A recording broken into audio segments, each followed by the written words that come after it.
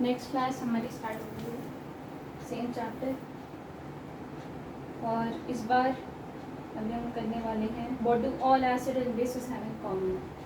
तो आप एनसीईआरटी खोल लो। 2.2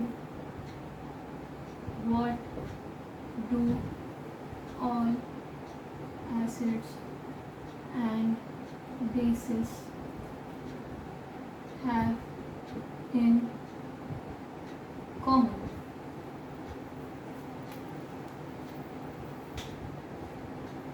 In section 2.1 we have seen that all acids have similar chemical properties. What lead to this similarity in property? We saw in activity 2.3 that all acids generate hydrogen gas on reacting with metal. So hydrogen seem to be common to all acids. Let us perform an activity to investigate whether all compounds containing hydrogen are acidic. तो इसमें आपको 3 बातें बताई गई है, ठीक है, कि एसिड के पास सिमिलर प्रॉपर्टीज, ठीक है, all acid have similar property. और एक बात की गई है हाइड्रोजन गैस की। पिछला रिएक्शन याद है तो कोई बताओ, तो इतना आप पहले नोट कर लो।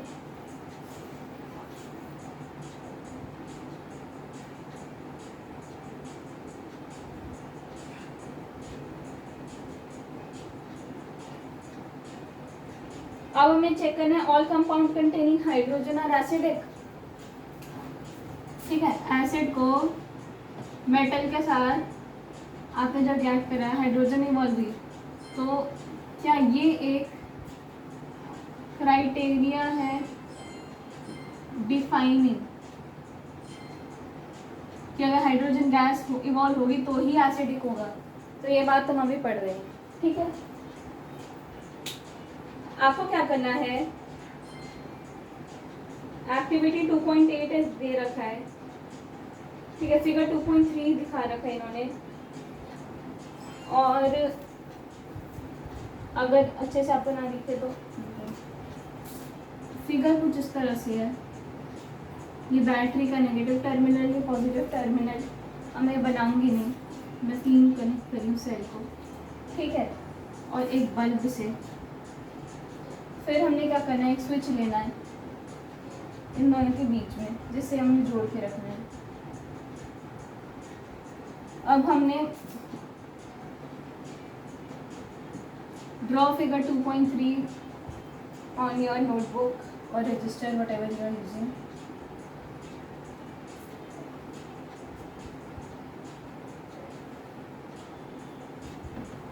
यहाँ पे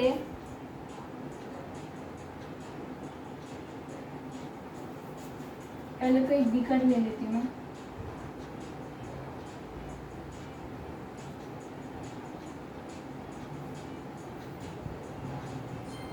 ये कंटेनर है मेरे पास बीकर सा, ठीक है। इसमें ये कुछ मैंने लगा रखा है, ये रबड़ का कॉर्क है,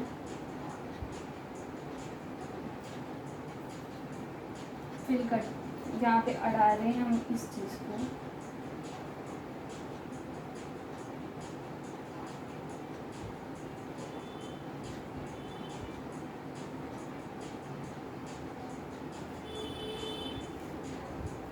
हमने क्या करना है,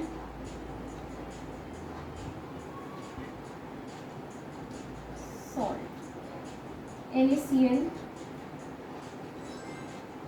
और डाइल्यूट HCl सॉल्यूशन। तो यहाँ पे डाइल्यूट HCl है, ठीक है, रबर का कॉर्क हो गया। इस तरह से फिगर दे रखा है, इसमें बता रखा है कि एसिडिक सॉल्यूशन अगर हो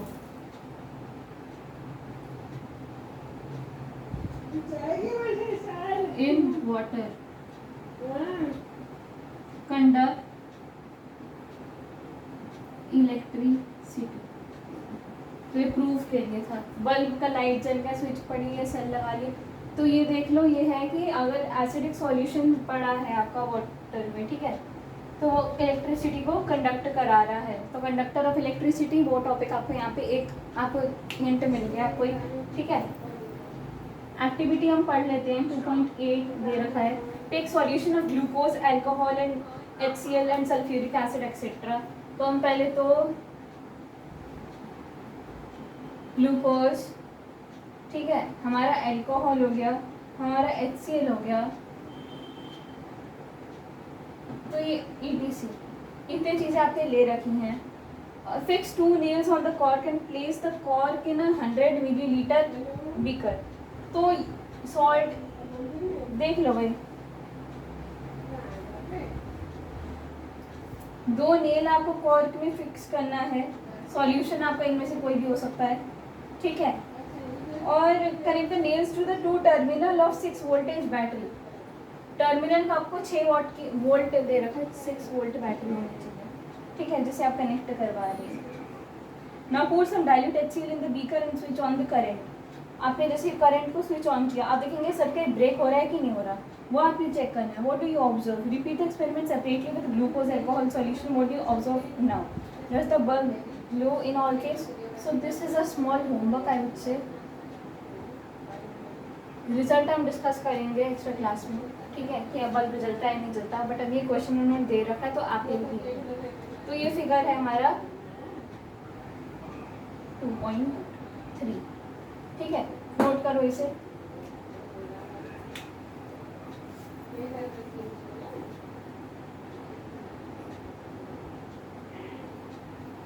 अंडरस्टूड होती है।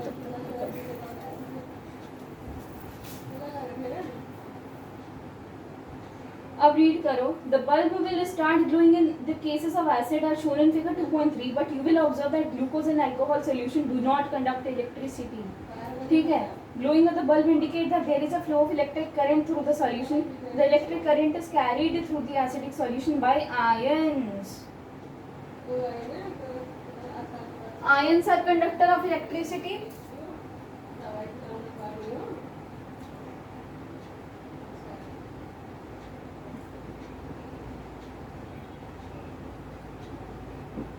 Point to be noted. और क्वेश्चन में आपको ग्लूकोज दे रखा था और उसके साथ एक और चीज दे रखी थी, क्या? एल्कोहल। तो ग्लूकोज और एल्कोहल के केस में कंडक्ट इलेक्ट्रिक, ये बल्ब ग्लो करेगा या नहीं करेगा? इस केस में नहीं करेगा ग्लो, ठीक है। और एसिडिक सॉल्यूशन में जनरली हमारे आयंस इलेक्ट्रिसिटी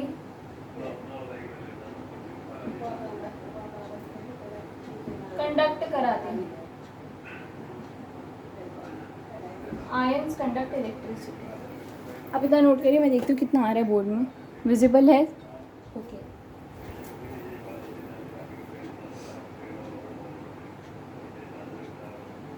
और अगला पैरा देख लो। Acid contain H+ ion as cation and anion such as chloride in HCl, ठीक है। NO3- in HNO3, SO4 2- in H2SO4, CH3COO- in CH3COOH। तो आपने क्या नोट करना है? यहाँ तक हो, मैं रख करती हूँ।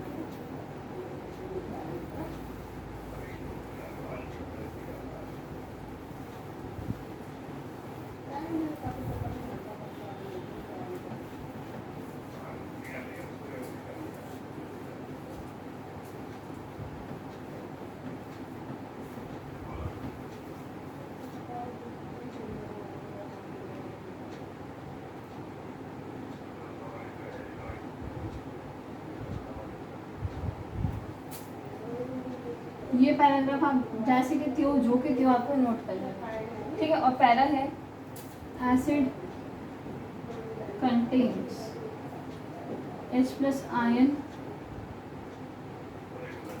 ठीक है, cation Cl- ion anion. कभी नेगेटिव साइन से देखो, ये पॉजिटिव साइन देखो, ये पॉजिटिव ऐसे याद करो, नेगेटिव ये आई तेरा तिरछा बिछा के ऐसे याद करो। अगर आपको नेमोनिक्स की तरह से याद करना है, बड़ी सिंपल सा चीज़ है, ठीक है। इन HCl के केस में देन NO3 इन HNO3 NO3 HNO3 में, ठीक है, माइनस माइनस एनायन होगा ये हमारा SO4 minus O2 minus फ्यूरिक acid में, है ना, हमारा क्या हो गया H2SO4 4 2 माइनस आएगा, वैलेंसी चेक करो CH3COO minus,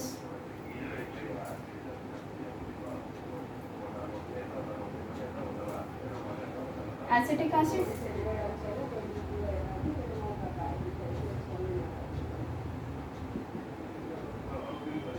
names of some anions, anion, okay.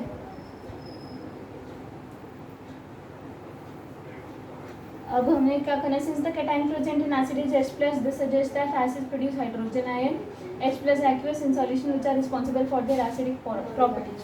तो लिखना है कि acid produce hydrogen ion, acid produce hydrogen ion, cation करो H plus aqueous in solution which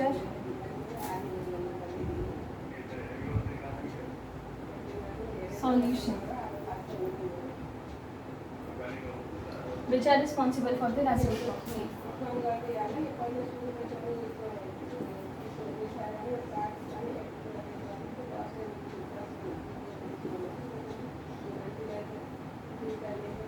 Acid is due to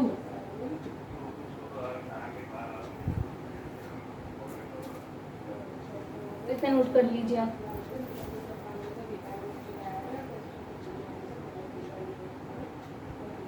Repeat the same activity using alkalis such as sodium hydroxide, ठीक है, calcium hydroxide. What can you conclude from the result of this activity?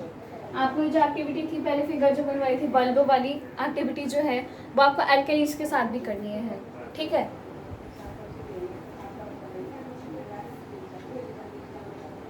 अब देखते हैं what happened to an acid और base in a water solution. आपकी activity में उसने कुछ नहीं कहा, सोडियम हाइड्रोक्साइड और कैल्शियम हाइड्रोक्साइड की बात की है. एक NaOH ले लो, सोडियम कैल्शियम हाइड्रोक्साइड, ऐसे कुछ है.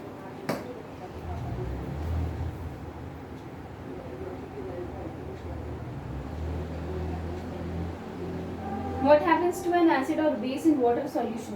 तो नेक्स्ट टॉपिक आ जाओ.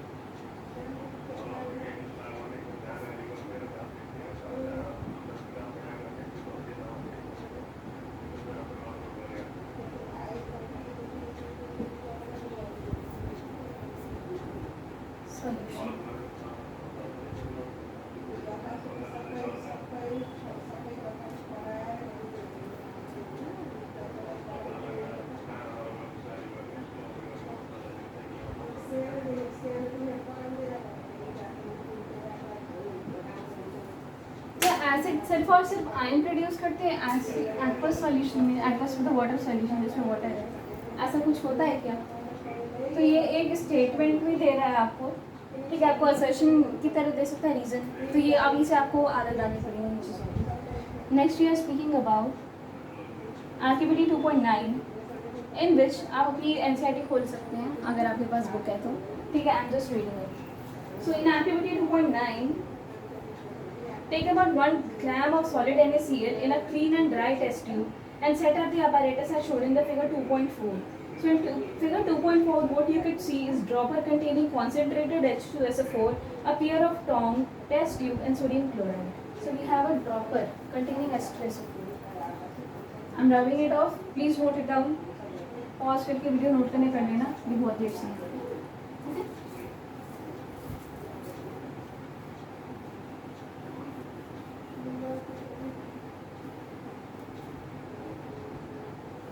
पहले तो आपको लेना है एक टेस्ट ट्यूब,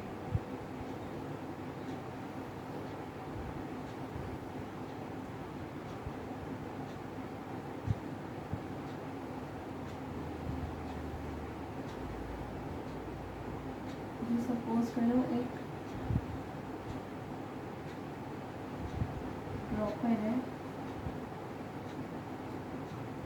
इसमें H2SO4 का सॉल्यूशन है, ठीक है।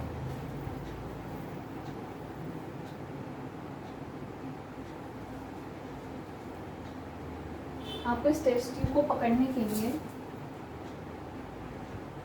टोंग चाहिए होगा,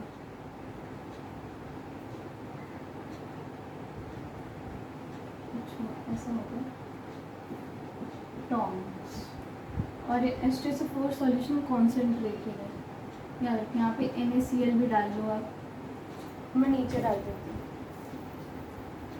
सोडियम क्लोराइड, NaCl बिल्कुल बेस में डाल दो, यहाँ पे NaCl आपका आ गया, इस तरह से फिगर है, कुछ रफ डायग्राम है। अब क्या करना है आपको, जैसे ही आपने कॉन्सेंट्रेटेड सल्फ्यूरिक एसिड डाला है सॉल्यूशन में, what do you observe, is there a gas coming out of delivery tube, test the gas evolve successively with a dry and wet litmus blue litmus paper, okay. आपको gas check करनी है, इसी में आपने क्या कर देना है कि डिलीवरी ट्यूब लगा देना है, स्टर आपने सब कुछ कर लिया। अब मैं यहाँ पे कॉर्क लगा रही हूँ, यहाँ पे मैंने कॉर्क लगा दिया, एक डिलीवरी ट्यूब है, ये डिलीवरी ट्यूब। अब यहाँ पे लिटमस ब्लू लिटमस रेड में हो रहा है, रेड लिटमस ब्लू में हो रहा है, तो एसिड होगा या बेस होगा, ऐसा कुछ।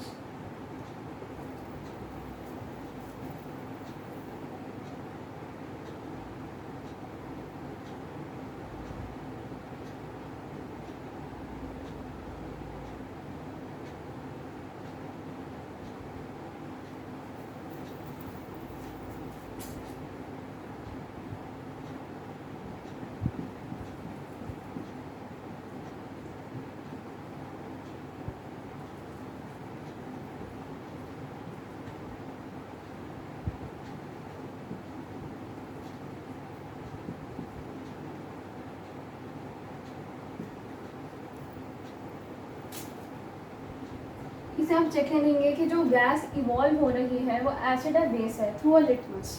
तो इतना से काम करने इस एक्टिविटी में, और आगे की रीजनिंग हम अभी देखते हैं। तो आपको रीड करना पहले, प्रिपरेशन ऑफ HCl गैस की बात हो रही है कि HCl गैस प्रोड्यूस हो रही है, क्या हो रहा है। अब क्या देखेंगे, in which case the litmus paper change colour, okay, test the gas evolve successfully with dry and wet and blue litmus paper. आपने सिर्फ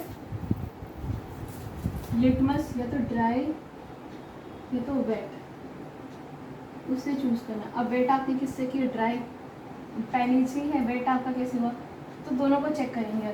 ब्लू लिटमस लेना आपने, सिर्फ ब्लू,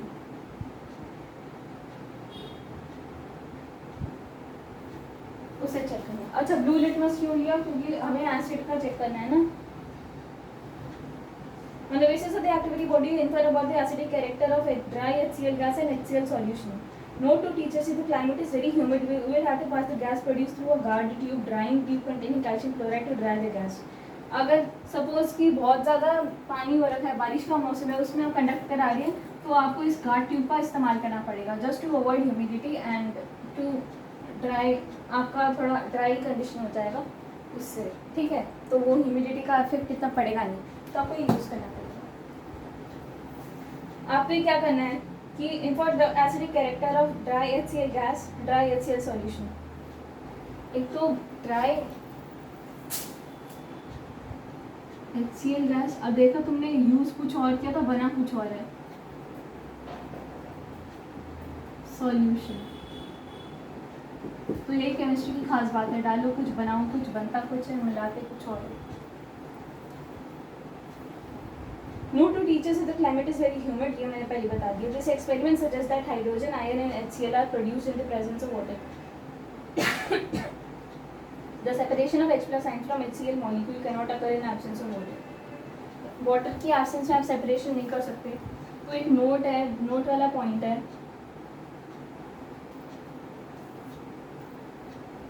कि आपका HCl plus H2O is giving H2O plus Cl minus.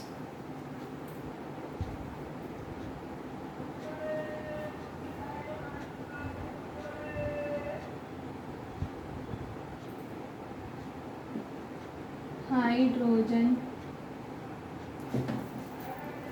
gas evolved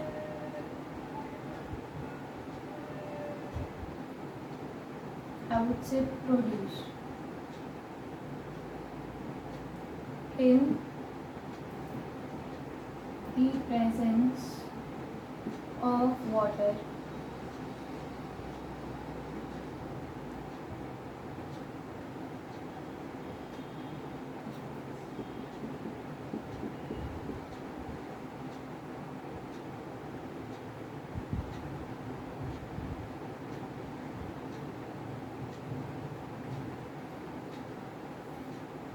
hydrochloric acid लिया था हमने, सल्फ्यूरिक एसिड लिया था. हाँ ठीक है.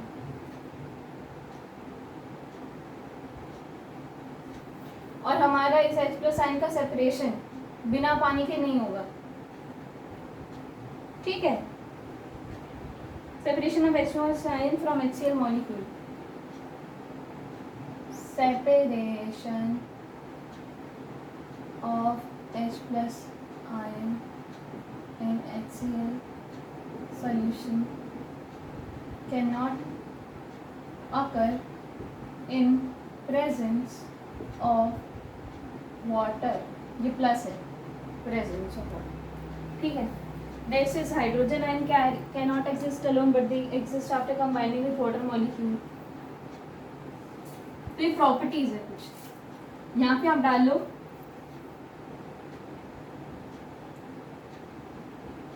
properties. Now start writing it as point number 1, point number 2. तो ये चाहो आप एनसीईआरटी की वो लाइन पूरी लिख सकते हो, मैंने भी लिखी है शॉर्ट फॉर्म में. ठीक है.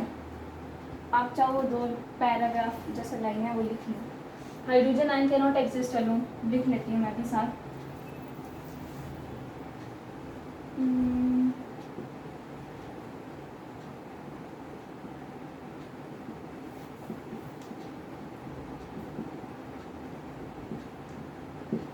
In which case, but they exist after combining with water molecule.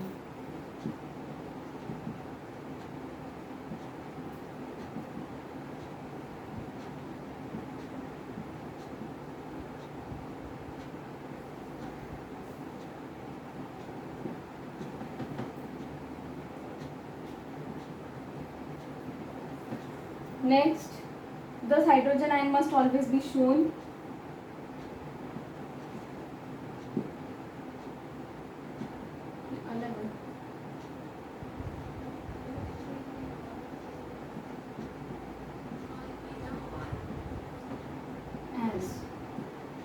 H plus aqueous or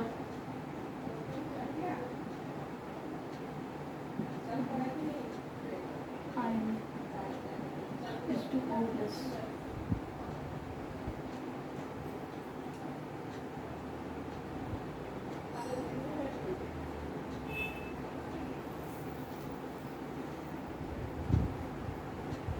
ये रफ करी मैं लिख लो एक बार, मैं पूरा बोर्ड रखता हूँ.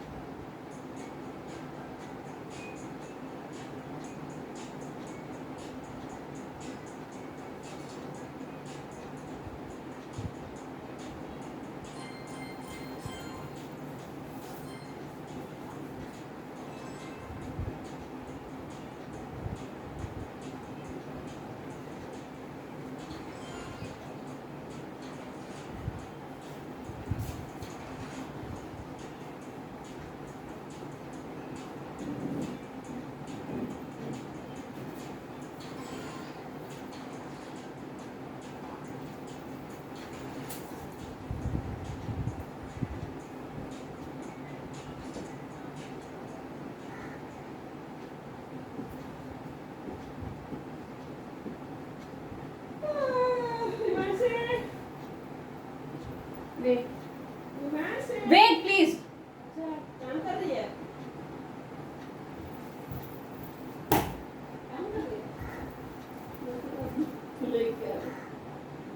We have seen that acid give H3O plus hydronium ion or H plus aqueous ion in water.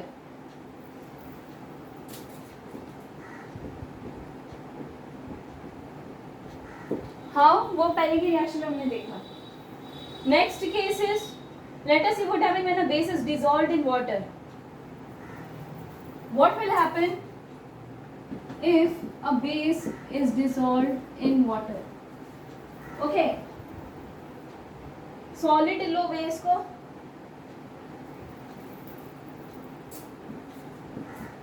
Na plus OH minus aqueous. ये चीजें याद रखनी है आपको. एक्वस सॉल्यूशन होती है. ठीक है. KOH सॉलिड लो, वाटर में डालो.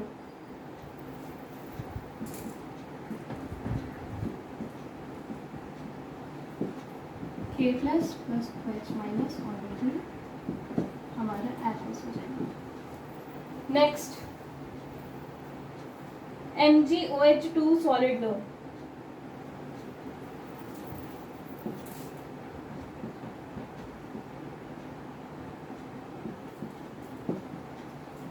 Mg2 प्लस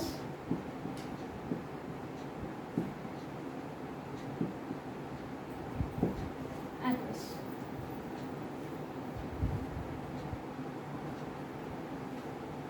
ये एक सेकेंड. MgOH2 है ना, यहाँ पे नहीं होगा, यहाँ पे ऐसे होगा.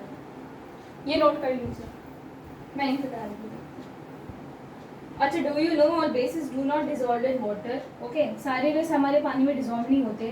बता रखा है an alkali is a base that dissolve in water. Alkali हम उस बेस को कहते हैं जो पानी में डिजॉल्व होता है. So all bases are alkali. Can we say no, because all bases do not dissolve in water. They are soapy to touch, bitter and corrosive. Never taste or touch them as they may cause harm. Which of the bases in the table 2.1 are alkalis? आपको पहले 2.1 table बताई गई थी, उसमें से कौन सी alkalis है. तो एक assertion reason का क्वेश्चन ले लो. All bases do not dissolve in water. ठीक है, that is the answer. All bases do not dissolve in water. Then what is an alkali? Base that dissolves in water. Characteristics. Fill करो, तब तक ये सारा note करो. Soapy to touch, bitter and corrosive. लिखिए.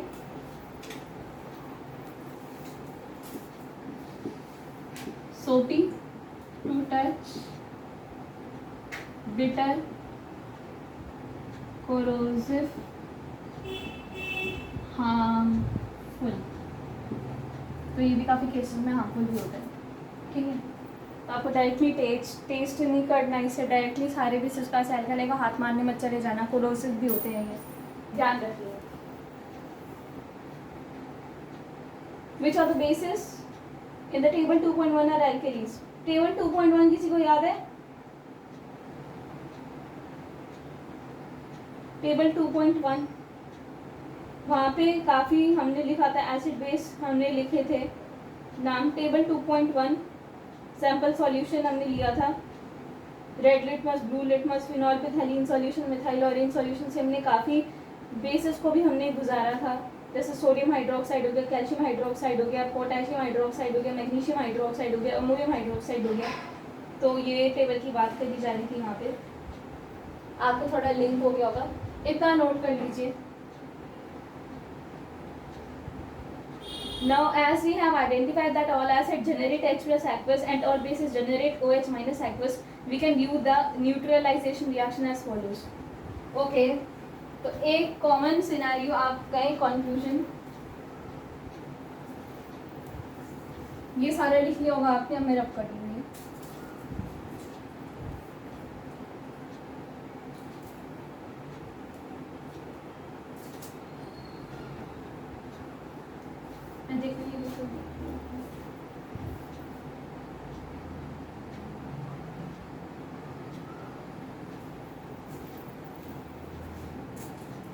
Identification का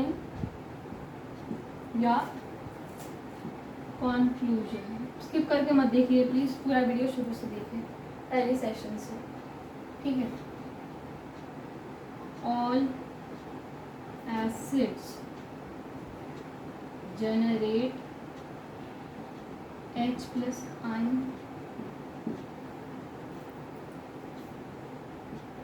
all bases generate OH minus ions। Anion के time बोल लो, ठीक है। नेक्स्ट हमारी न्यूट्रलाइजेशन है।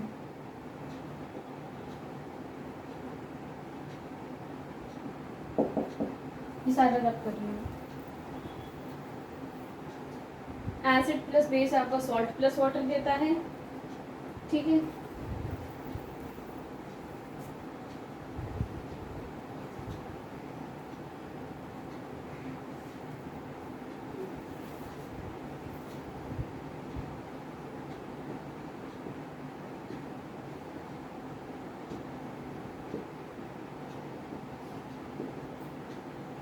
ये ऐसे लिखो इसे।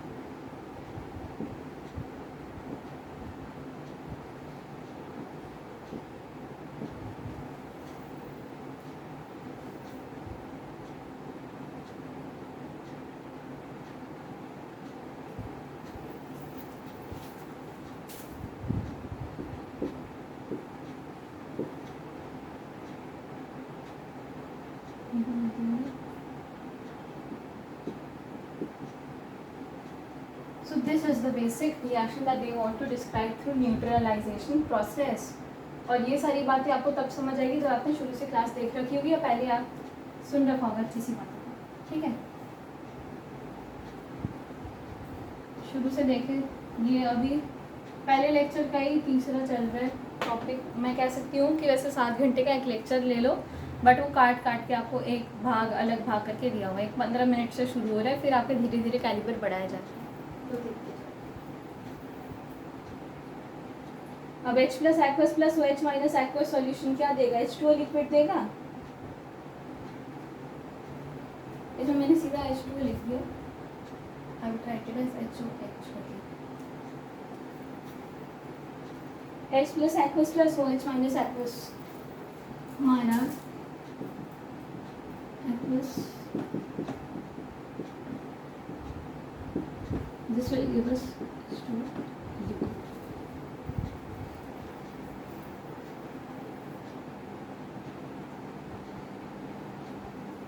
Case water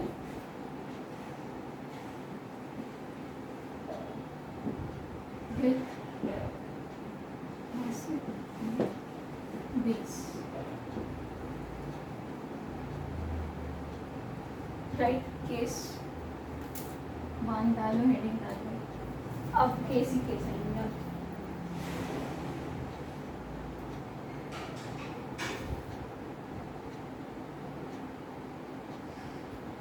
अच्छा, कभी नोट किया वार्निंग साइन कैसे बनाते हैं? एसिड बेस जब हम यूज करते हैं, पेडेस्ट्रियन साइन तो आपने देख रखा है, इनके लिए भी होता है वार्निंग साइन। ऐसे है, ये रेड कलर में है, रेड कलर में यहाँ पे हैंड दिखा रखा है, पाम, यहाँ पे एसिड ड्रॉप हो रहा है, ऐसे कुछ होता है।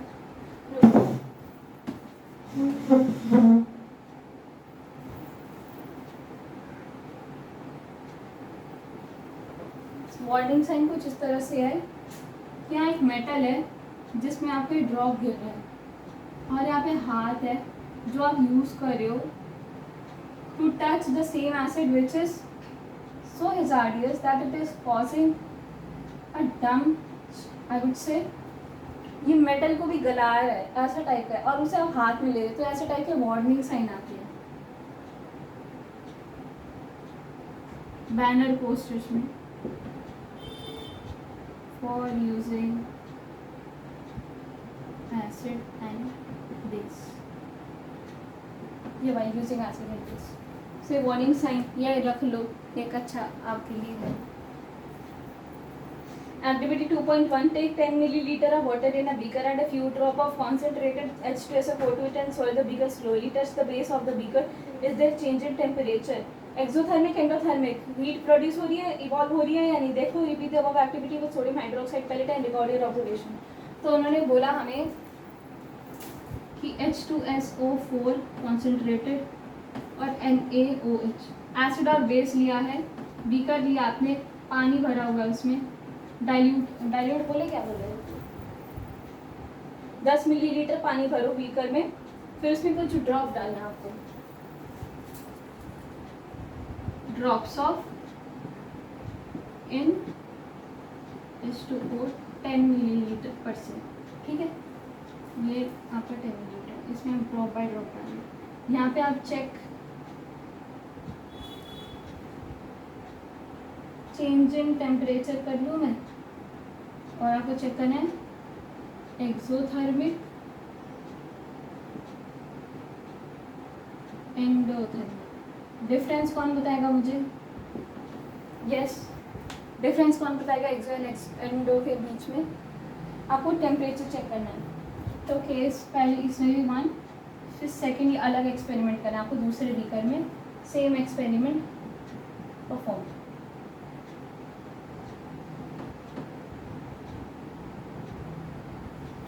तो करिए आप.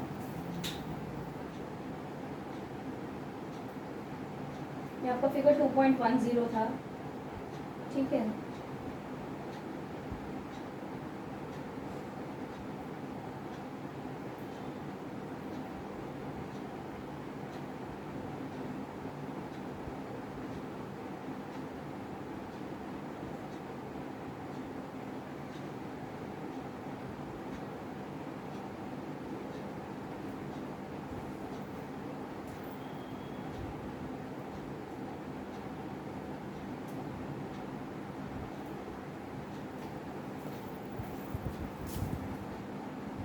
कोल्ड इसमें करेगा और हीट आपका इसमें देगा. क्यों? ये आपको एनर्जी देगा, ये ऑब्जर्व करते हैं. कोल्डर देगा, ये हीट देगा. अगर आपका हीट हो रहा है, कोल्ड हो रहा है, उससे भी आप पता लगा सकते हैं कि आपका एसिड यूज हो बेस यूज हो, या फिर दोनों में वैरी करता है. ये वाला फैक्टर है ही नहीं जो यूज होता है. तो आपका एक्टिविटी 2.10 में कहूँ,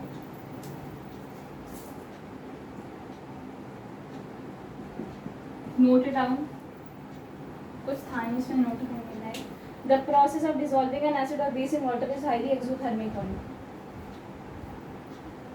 तो मैंने ऐसा नहीं कहा कि ये एंडोथर्मिक का मतलब बेस है, एक्सोथर्मिक का मतलब एसिड है. मैंने कहा कि प्रोसेस ऑफ एडिंग एसिड और बेस इन वाटर. ठीक है,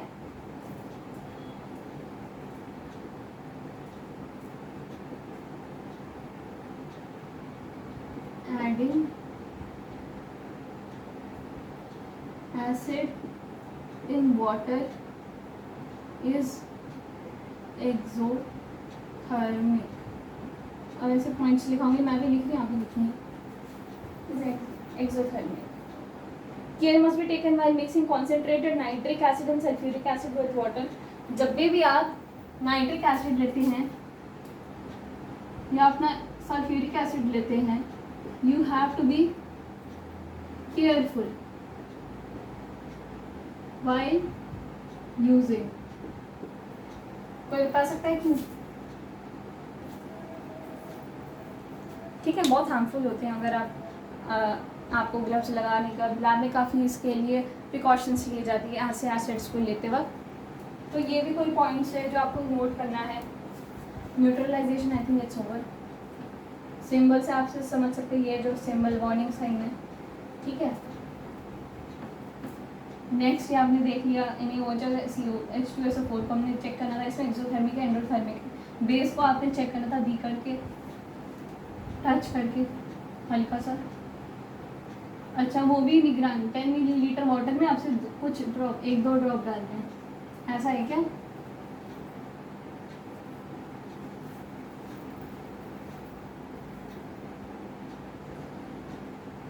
एक और बात इसमें बताएगी, care must be taken by mixing concentrated nitric acid and sulphuric acid with water. Concentrated मतलब कि समझ गए. The acid must always be added slowly to water with constant stirring.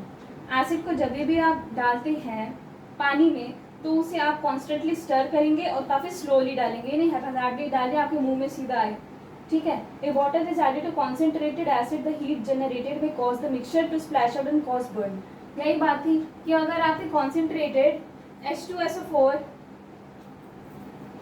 Suppose आपने कॉन्सेंट्रेटेड एसिड ले रखा है, फिर हीट जनरेट होगी, आपने एकदम सारा एसिड डाल दिया, पानी ले रखा है आपने, आप कॉन्स्टेंटली स्टर करेंगे उसे और स्लोली ड्रॉप डालते रहेंगे, स्लोली डालेंगे बिल्कुल, नहीं तो हो सकता है कि हीट अप करके वो स्प्लैश आउट होकर आपके मुंह में लग जाए, बर्न कॉज करे।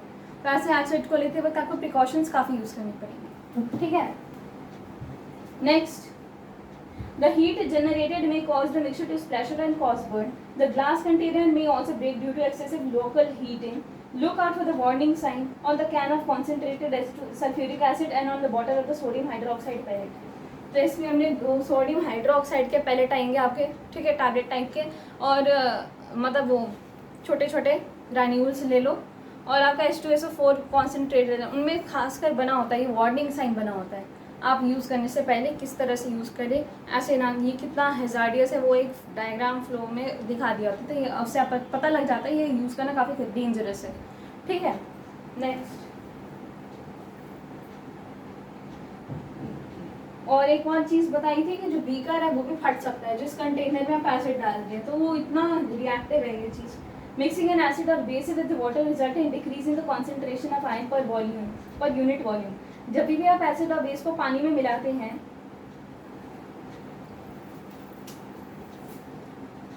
Per unit volume concentration of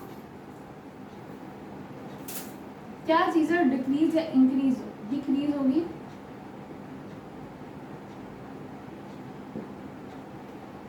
ठीक है, बताएं। मिक्सिंग वन एसिड और बेस विथ वाटर रिजल्टिंग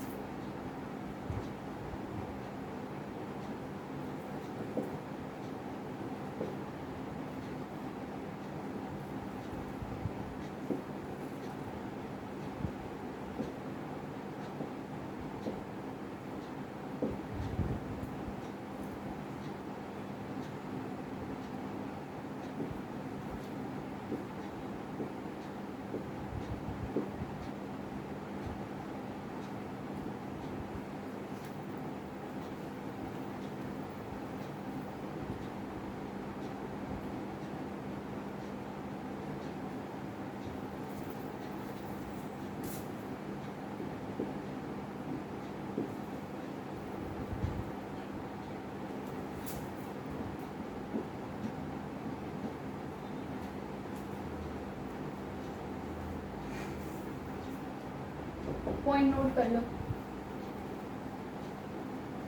तो ऐसी बातों बात में चैप्टर निकल जाएगा। Such a process is called dilution and the acid of base is said to be diluted.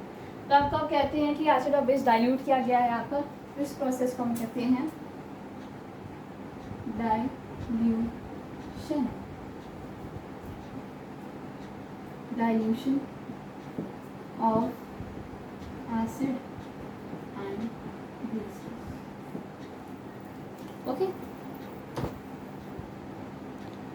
I think video ये हिस्सा आ रहा है नहीं आ रहा, पता नहीं लग रहा।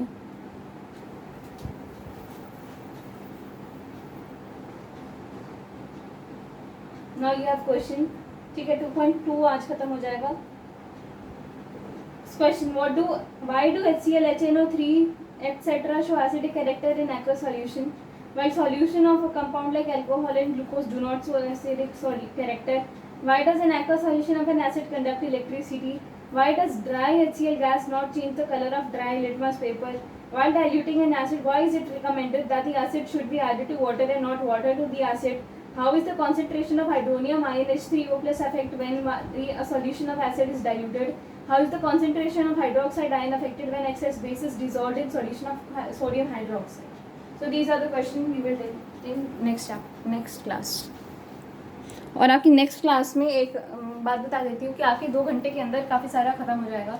काफ़ी खींचा गया आज ये लेक्चर को, टाइम दिया गया कि आप बोर मतलब ऐसे ही पढ़े, आपसे सुन भी रहे होगे, एक बार देख लोगे फ्री टाइम में, आराम से आपको याद हो जाएगा चीज़ें।